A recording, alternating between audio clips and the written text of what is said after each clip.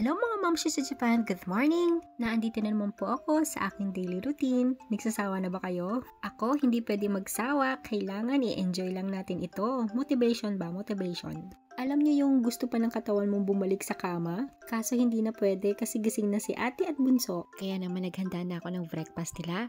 At si ate, syempre may pasok sa school. Kaya kailangan maaga talaga tayo at ito nga nagpe-prepare na ako ng soup. Ano ba yan? Dahil nga medyo lumalamig na nga para mainitan naman ng tiyan. At ito nga si Bunso sumabay na kay ate. Nagugutom na rin daw kasi siya. At syempre yung lagi namin ginagawa ni ate habang kumakain, iniipitan ko naman siya. Double purpose na rin kasi. At syempre sayang ang oras, pwede namang gawin habang kumakain, di ba?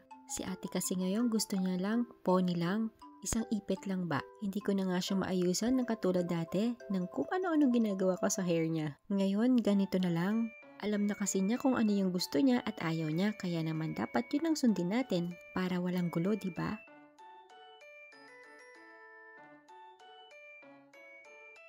At ayan nga, ayos na. O diba, napakasimple lang yung gusto niya. At ayun nga, habang hindi pa tapos si ate kumain, nilagay ko na sa gengkan ang bag ni ate para naman ready na. At ayun nga, nung natapos na si ate kumain at nag-toothbrush,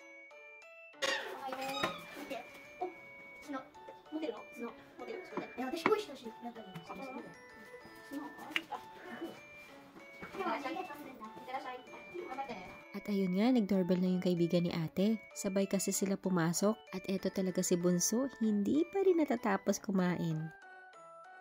At eto naman, dahil Monday na ngayon, araw ng basura na naman. Di bali pot bottle, plastic, at mga kahon. Kaya naman inaayos ko na to. Di bali ito nga pala yung mga kahon ng milk. Kailangan nakaayos talaga pagkatapos tatalian mo. Katulad ng ginagawa ko. At ayan nga, tapos na. Pagkatapos nito, itatapon ko naman sila. Hindi ko na nakunan kasi may taong nagbabantay kasi doon sa basurahan kung saan aayusin naman niya yon at titingnan niya kung tama yung ginagawa mo. At yun, nung nakabalik na ako, nag-prepare naman ako ng breakfast ni Daddy. Gagawa pala ako ng smoothie ni Daddy. Di bali, avocado at saka banana lang to. At syempre, konting tubig. Di bali, ginamitan ko lang to ng processor para mas mapabilis. Ano ba yan? Nabubulol na ako. Hirap mag-voice over. At eto nga, inabot ko na kay Daddy to. At ayun nga, nung natapos na ako at nagawa ko na rin yung ubento ni Daddy, umupo muna ako dahil Monday naman. Kumbaga, relax day naman muna to. Dahil nga kahapon ay Sunday, late na rin kami nakauwi at maya-maya nga may lakad din kami ni Bunso nito. Kaya kapag Monday, hindi ako gaano naglilinis pero depende sa mood ko eh. Nakaalis na nga pala si Daddy niyan. At eto nga, naggayak na ako kasi may lakad nga kami ni Bunso. Pupunta nga pala kami sa bagong school niya kung saan nag-yochon si ate doon. Dahil ngayong araw na to, doon namin malalaman kung nakuha siya or kung nakapasok siya sa lottery. Di bale, magbabike lang kami nito. Excited na nga si Bunso pumasok doon pero sabi ko next year pa siya papasok. Kaya eto, nagmamadali na rin kami ni Bunso. Baka malate kasi kami kasi merong oras. Dito kasi sa Japan, on time sila. Bago pa lang, dapat na andun ka na. At eto nga, papalabas na kami ng school, hindi ko na nabidyuhan kasi ang daming bata. Bawal din kasi kumuha kapag hindi ka nagpaalam. Thanks God nga kasi nakuha si Bunso, kaya makakapasok siya dun sa dating school ni ate, kaya tuwang-tuwa siya.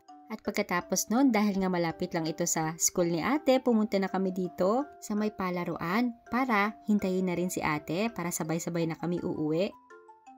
At ayun nga, naranasan nyo na ba or meron kayong situation ngayon na hindi kayo makaalis kasi na-stuck kayo doon or naging hobby mo na lang pero gustong gusto mo nang makawala o makaalis doon? Ako aaminin ko, dati meron. Yung pakiramdam kong nasa maliit akong kahon pagkatapos sa labas doon merong pang kahong malaki. Ang hirap kayang makaalis doon. Hindi yung sinasabi kong literal na kahon ha. I mean yung nasa isang sitwasyon ka. Pero nga sabi nga sa Proverbs 3:5-6, trust in the Lord with all your heart and lead not in your own understanding. In all your ways acknowledge Him and He shall direct your path. Sabi nga, magtiwala lang tayo sa Kanya at ipagkatiwala lang natin sa Kanya ang lahat. Naalala ko pa noon, nung umiyak ako sa Kanya para akong bata. And after that, maniwala kayo sa hindi. Sa isang iglap, binago niya ang lahat.